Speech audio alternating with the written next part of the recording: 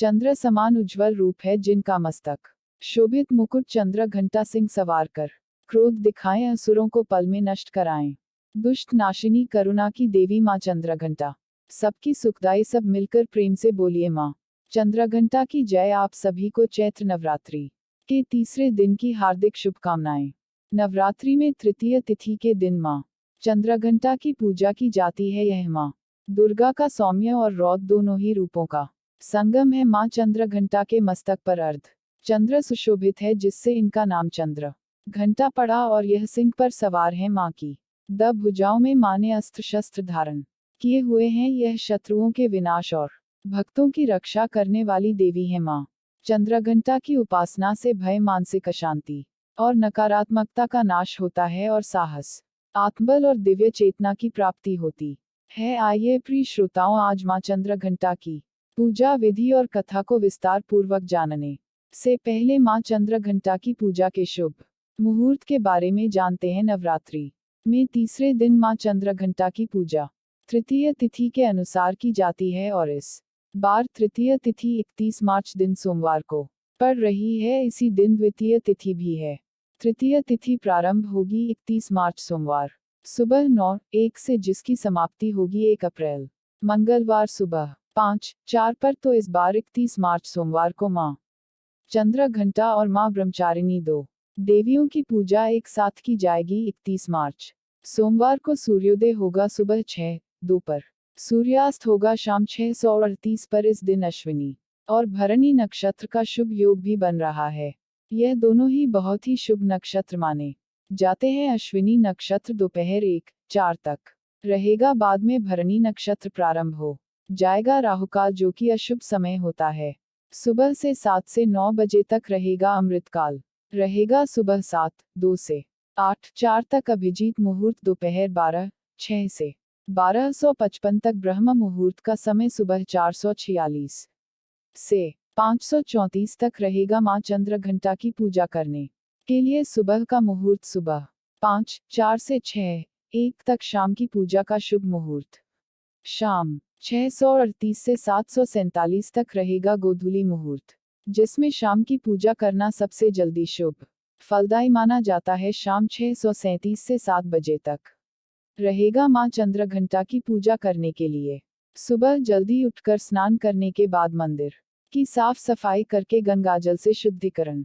करना चाहिए। फिर माँ चंद्रघंटा का ध्यान करके व्रत और पूजा का संकल्प लेना चाहिए।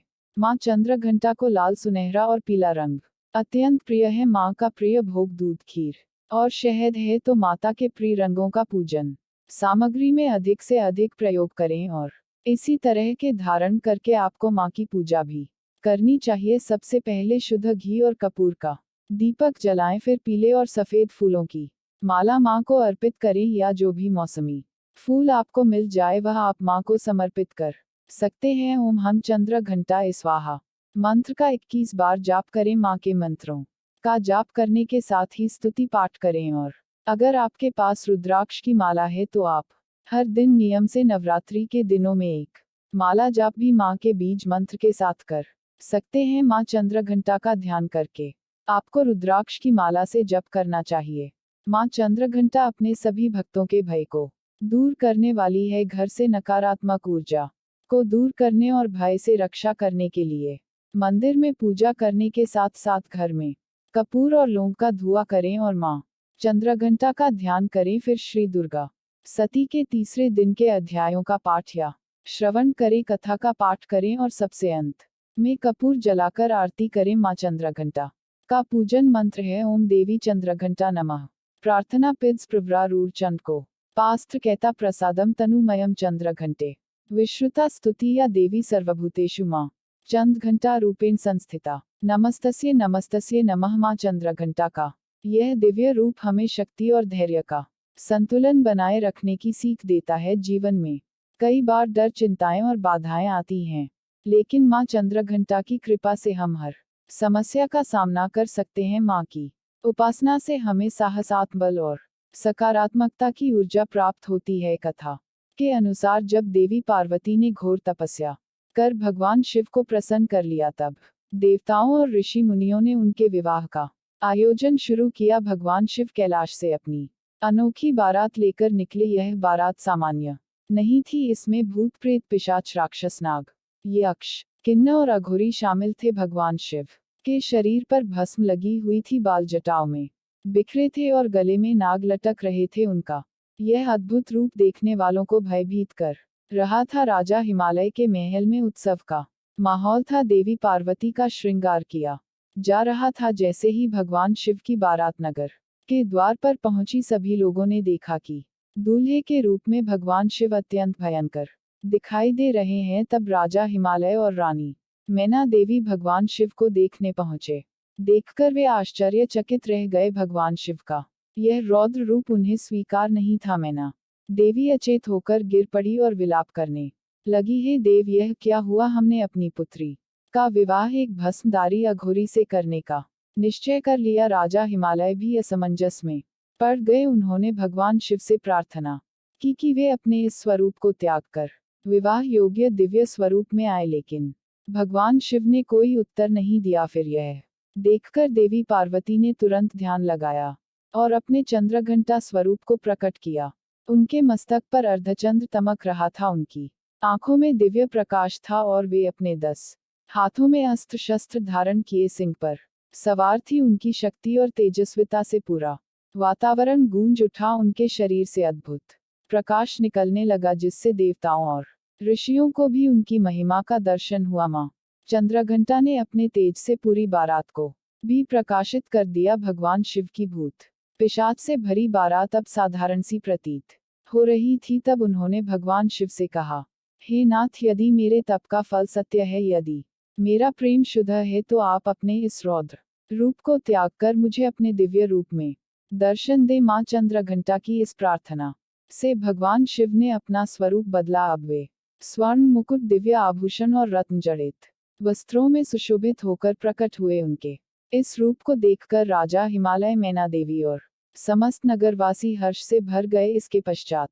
देवी पार्वती और भगवान शिव का विवाह धूमधाम से संपन्न हुआ। इस विवाह को तीनों लोकों का सबसे दिव्य विवाह माना जाता है। मां चंद्रघंटा का एक और रूप है, वह है युद्ध की देवी। मां चंद्रघंटा न केवल शांति और प्रेम की प्रतीक है, बल्कि दुष्टों के लिए विनाशकारी भी हैं। एक बार महिषासुर और रक्तबीज जैसे दैत्य पृथ्वी और स्वर्ग में उत्पात मचाने लगे। उन्होंने देवताओं को पराजित कर स्वर्ग पर अधिकार कर लिया। तब सभी देवताओं ने मिलकर मां दुर्गा की उपासना की। मां दुर्गा ने अपने चंद्रघंटा स्वरूप में प्रकट होकर युद्ध का बिगुल बजाया। उनके मस्तक पर घंटे के समान चंद्र था, जिससे उनके हर आक्रमण में शक्ति और प्रचंड होता बढ़ गई। मां ने अपनी तलवार से महिषासुर की सेना का नाश कर दिया।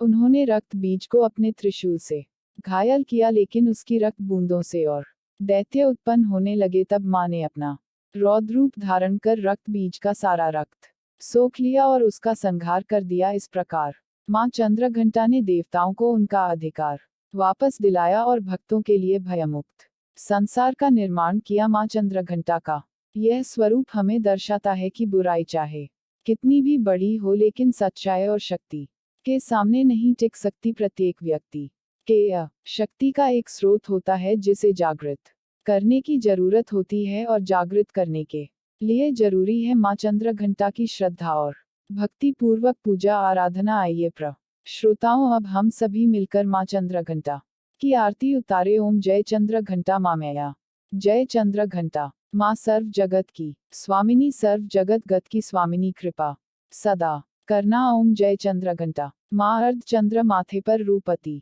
सुंदर घर घर तुम्हारी पूजा, घर घर तुम्हारी पूजा, पूजत सब नारी नर। ओम जय चंद्रघंटा मां।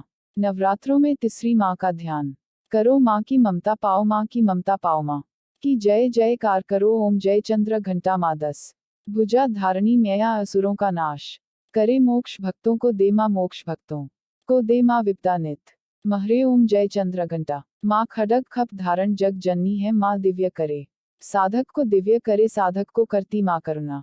ओम जय चंद्रघंटा मां कल्याणकारी मैया, सब दुखों का नाश करे, मंगल मंगल नित हो, मंगल मंगल नित हो जो मां की पूजा करे। ओम जय चंद्रघंटा मां अनुपम रूप, मां का धर्म सदा ही बढ़े, कारज सिद्ध करो माता, कारज सिद्ध करो माता।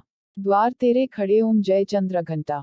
माँ श्रद्धा पुष्प माँ को नेत अर्पित करो, माँ के ध्यान में रमक माँ के ध्यान में रम करा जीवन सफल करो ओम जय चंद्र घंटा। माँ चंद्र घंटा मैया की आरती नित गाओ, इच्छा पूरी होगी कामना पूरी होगी माँ की शरण आओ। जय चंद्र घंटा माँ ओम जय चंद्र घंटा माँ मैया जय चंद्र घंटा माँ, सभी मिलकर प्रेम से बोलिए माँ चंद्र घंटा की जय। माँ जगदम्बे भवानी की जय। प्रिय श्रोताओं, कल हम माँ कुष्मांडा की कथा और उनकी पूजा विधि विस्तार से जानेंगे। तब तक आप सभी पर माँ चंद्रघंटा की कृपा बनी रहे और इस पावन पर्व को आप श्रद्धा से मनाएं। कमेंट बॉक्स में जय माता दी जरूर लिखिए।